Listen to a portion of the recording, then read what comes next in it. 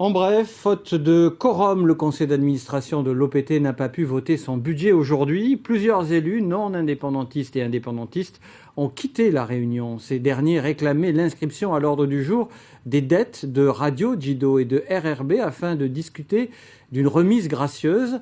Radio Djido doit à l'OPT 112 millions de francs pacifiques, 60 millions pour RRB pour des factures de relais de diffusion.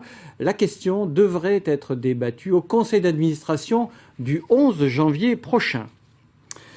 Économie toujours avec ce constat dans les magasins. La fréquentation des commerces de la place des Cocotiers est en berne. Lorelai Aubry et Cédric Michaud ont cherché à savoir pourquoi, mais l'année référendaire, l'arrivée de la TGC et une conjoncture économique globalement difficile semblent avoir impacté l'atmosphère de Noël. Regardez. Ambiance morose et trottoirs clairsemés ce matin dans le centre-ville de Nouméa. En dépit d'une circulation routière difficile, de nombreuses boutiques restent désespérément vides, en cause des intentions d'achat en nette régression, selon certains commerçants qui auraient pâti du Black Friday, installé en Calédonie depuis 3 ans. Parce que le budget il a déjà été explosé, on va dire, pour la période de solde du mois de juillet, qui a été très longue, et pour le Black Friday. Parce qu'en fait, ils font une sorte de petite cagnotte à l'année, et ça c'est les clients même qui nous le disent, pour dépenser le jour J du Black Friday. Et ensuite, les derniers achats, c'est vraiment parce qu'ils ont oublié un petit paquet ou des petites choses comme ça, mais les gros achats ont déjà été faits. Un peu plus loin, les magasins bon marché attirent plus facilement la clientèle. Exemple dans cette enseigne d'équipements de maison qui enregistre entre 300 et 600 clients chaque jour en cette période de fête. Une bonne fréquentation, bien que en deçà des années précédentes. Alors je pense que c'est fait aussi au problème du parc-mètre. Parce que les gens, voilà, pour le stationnement, c'est compliqué. Mais après, on a toujours nos clients fidèles, donc on les attend. Dans cette boutique de bijoux fantaisie, on parvient également à tirer son épingle du jeu, même si on admet volontiers que l'effervescence de Noël se fait attendre. Je pense qu'il y a quand même un contexte fragile dans tout point de vue, le point de vue de l'économie et de la conjoncture.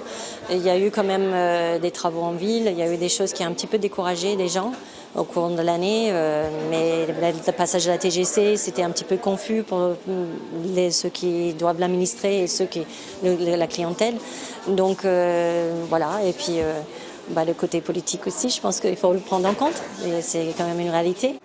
Cette année, l'ensemble des commerces restera ouvert ce dimanche, de quoi tenter d'atteindre encore quelques clients. Une note d'espoir dans ce sombre tableau.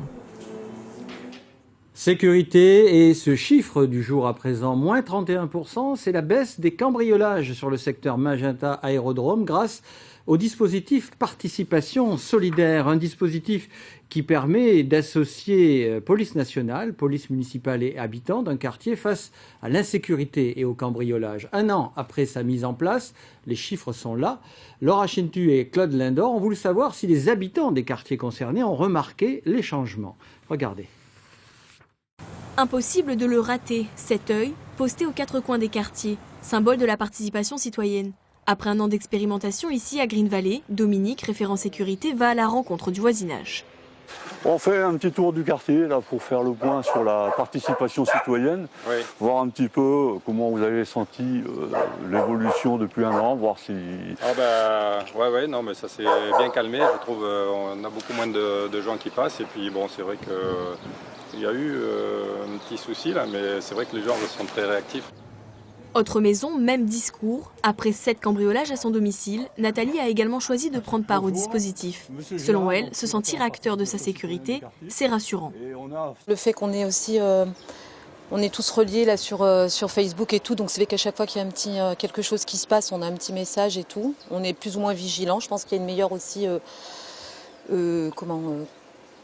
cohésion, ouais, entre les voisins et tout ça. Leur allié, les réseaux sociaux pour que l'information circule plus vite. Les habitants s'informent dès qu'ils aperçoivent des comportements suspects. Non, il n'y a certainement pas de défacilation non plus. Il y a tout gens qui a un comportement anormal ou estimé anormal sera sous notre surveillance, je veux dire. Nous, on s'arrête à une surveillance et éviter, au pire, s'il y avait des intrusions, de faire appel aux autorités. Du côté des autorités, justement, pas de doute possible. Le dispositif a porté ses fruits. Les chiffres du bilan statistique viennent corroborer le sentiment de sécurité renforcé des habitants. La participation citoyenne est axée essentiellement sur les vols par effraction, la lutte contre les vols par effraction. Et là, on est à moins 31% sur le secteur considéré, l'aérodrome de Magenta. Donc c'est vraiment très important. Testé et validé, le dispositif sera bientôt étendu à un nouveau quartier, celui de Rivière-Salée. Nous vous en parlions hier, un dégagement d'acide se serait produit ce jeudi sur la partie haute du site industriel de Vallée. Lors de l'enlèvement de l'isolation d'un tuyau, le dégagement de gaz issu de la combustion du soufre s'est amplifié. Incident mineur selon l'usine du Sud, aucun blessé n'est à déplorer. Selon la direction, les équipes travaillent aujourd'hui activement au redémarrage de l'équipement.